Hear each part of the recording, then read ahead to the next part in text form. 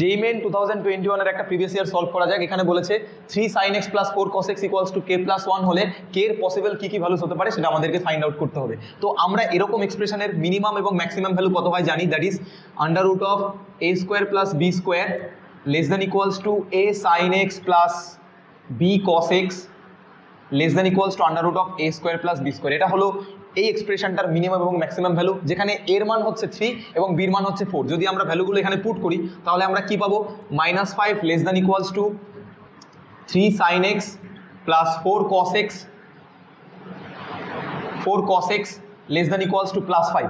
এবার এইখানে এই জায়গাটায় আমরা k প্লাস 1 ভ্যালু পুট করে দিলাম, that is -5 less than equals two k plus 1 less than equals two plus 5। কোয়েশ্চেনে বলেছে k এর কি কি পসিবল ভ্যালু হতে পারে, তো আমাদের উদ্দেশ্য হলো k এর ভ্যালু বের করা। তো k এর সঙ্গে একটা প্লাস 1 আছে, আমরা 1টাকে যদি এলিমিনেট করি বোথ সাইডে একটা -1 করতে হবে আমাদের। -5 -1 less than equals two k plus 1 -1 less than equals two 5 plus 1।